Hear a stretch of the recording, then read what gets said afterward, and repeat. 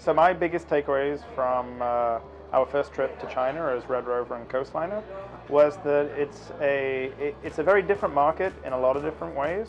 in so much as the culture is foreign to New Brunswick, but the drinking culture is quite similar. They are slightly further behind when it comes to cider compared to beer and to other spirits and wines, but it really gives us an opportunity to educate a brand new market into the quality of great cider. The other big takeaways were not just actually experiencing a great different location that would have a lot of opportunities for us, but actually going there with a lot of other companies that,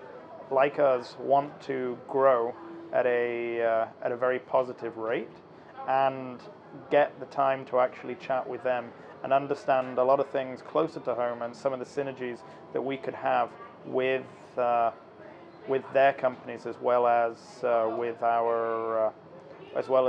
possible export partners. When it comes to Western brands, there is a definite quality inherited by physically not being from China. And when it comes to alcohol specifically, the idea of bringing in something that is both quality and Canadian is a very strong factor in people's purchasing power. So when it came to cider, it's such a new market for the Chinese population. They were really open to all the different flavors that we had because they were all very foreign to them. The one thing that was the commonality between all of that was that they were interested in something that they haven't tried before, new flavors to them, and that would be why things like blueberries and cranberries and our ginger cider as well also played very positive to the people that were testing it. The one thing that I would say is take the advice of ONB when it comes to that first trip is purely a research trip. There is so much cultural difference in not just the people and the location, but in their buying habits that you don't truly appreciate it until you've done your first trip to the in-market.